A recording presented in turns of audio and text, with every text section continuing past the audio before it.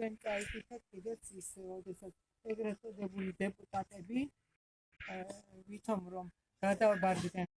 ნაციონალებში თავიდან ესენი წასულები იყვნენ ჩვენ ძალიან კარგად ვიცოდით რა მიზანიც ჰქონდა ზიად გამსახურდიას ეხლა ის ჩვენ შორის რაც იყო იმას მე არასოდეს არ გამოვიყან ღიად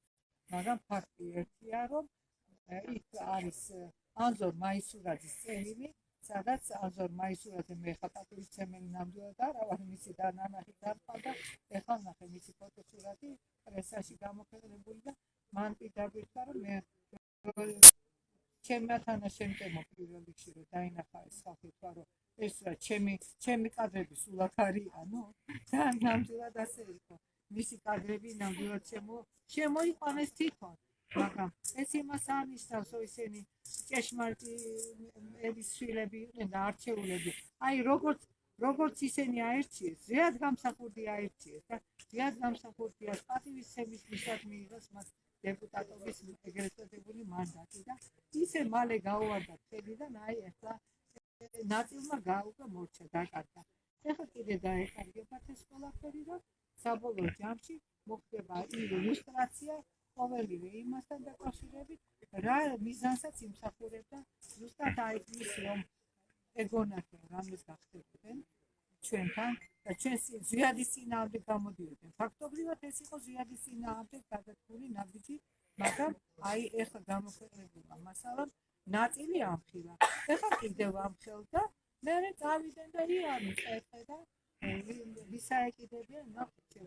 მესულან მაინც ეს მაციდებით არა მე ასევე მინდა ქალბატონო მანანა საზოგადოებას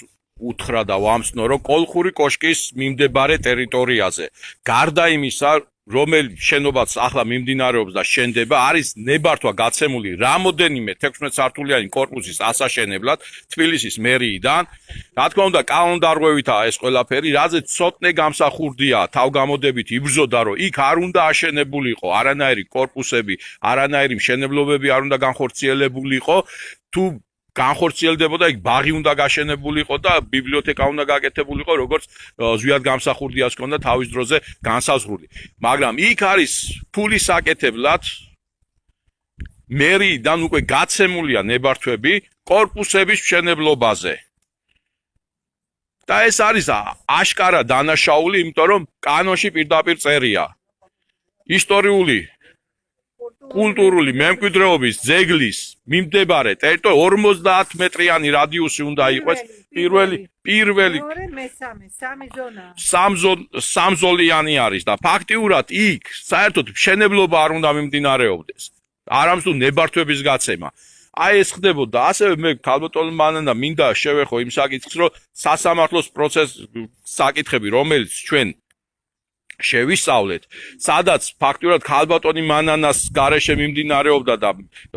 მისი წარმომადგენლების გარეშე მიმდინარეობდა სასამართლო პროცესები ცოტნეს დამიმართებაში. იქ არის გამოტანილი საკითხი ცოტნეს ქონების გაყიდვასთან დაკავშირებით.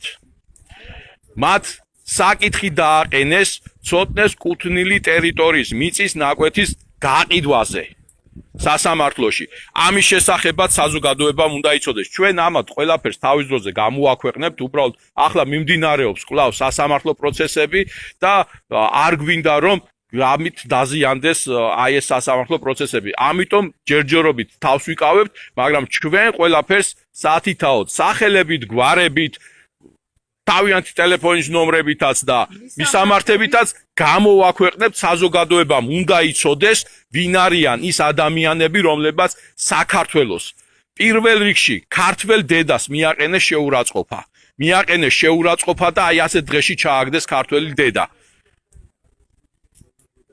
და გვიფრთხილდნენ